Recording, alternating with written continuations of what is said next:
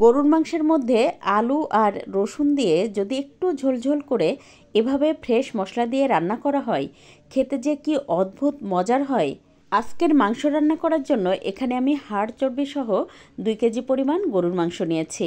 আর মাংসটা খুব ভালোভাবে কেটে ধুয়ে পরিষ্কার করে নিয়েছি। সাথে নিয়েছি 5টা আলু মাঝখান থেকে কেটে।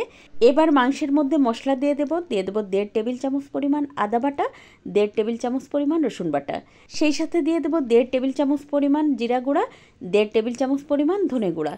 তার সাথে দিয়ে দেব 1 টেবিল চামচ পরিমাণ শুকনো মরিচের গুঁড়া। আপনি কিন্তু ঝালটা একটু কমিয়ে বাড়িয়ে নিতে পারেন। সেই সাথে দিয়ে দেব 1 চা চামচ পরিমাণ হলুদ গুঁড়া। আর দিয়ে দেব আধা কাপ পরিমাণ পেঁয়াজ কুচি। সেই সাথে দিয়ে দেব আধা চা চামচ পরিমাণ গরম মশলা গুঁড়া। আর দিয়ে দেব স্বাদমতো লবণ। আরও দিয়ে দেব 2 টেবিল চামচ পরিমাণ রান্নার তেল। তার সাথে দিয়ে দেব 4-5টা শুকনো মরিচ। এবার এই সব কিছু হাত দিয়ে খুব ভালোভাবে মেখে নেব। তো এই কাজটা কিন্তু হাত দিয়েই করতে হবে, এতে করে কিন্তু মাংসটা খুব ভালোভাবে মাখানো হবে। আর আমি কিন্তু 4-5 মিনিট সময় নিয়ে এই মাংসটা মেখে নিয়েছিলাম। দেখতে পাচ্ছেন মাংসটা কিন্তু খুব ভালোভাবে মাখানো হয়ে গেছে। এবার ঢাকনা দিয়ে ঢেকে 1 ঘন্টার জন্য রেখে দিব।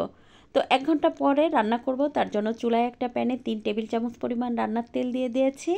এবার এর মধ্যে দিয়ে দেবো এলাচ, দারচিনি, গরম মশলা, তেজপাতা, সেই সাথে বড় কালো এলাচ দিয়ে একটু ফোড়ন তুলে নিয়ে এবার এর মধ্যে আধা কাপ পেঁয়াজ কুচি দিয়ে 2 মিনিট মতো এটা ভেজে নিয়েছি। তো এটা কিন্তু খুব ভালোভাবে ভেজে নিতে হবে, একটু নরম নরম হওয়া পর্যন্ত অপেক্ষা করতে হবে। তো নরম হয়ে গেলে পেঁয়াজটা, এবার এর মধ্যে ওই যে মেখে রেখেছিলাম মাংসটা দিয়ে পেঁয়াজের সাথে 5-6 মিনিট ভেজে নেব।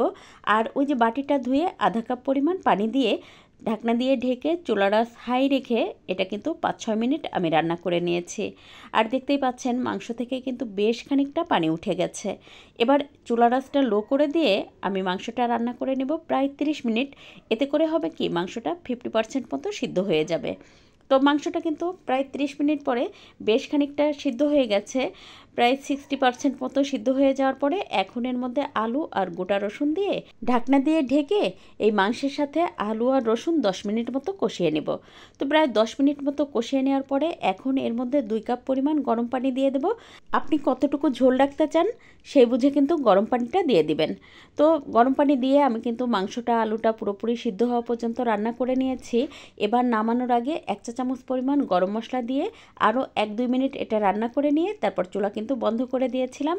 আর দেখতেই পাচ্ছেন আমার মাংসটা কিন্তু একটু ঝোলঝোল করে রেখেছি, এতে করেই কিন্তু খেতে অনেক বেশি ভালো লাগে।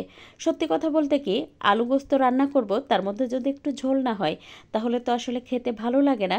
তাই কিন্তু একটু ঝোলঝোল করে নামিয়ে নিয়েছি। আর এটা সাদা ভাত, রুটি, পরোটা দিয়ে খেতে তো দুর্দান্ত লাগে।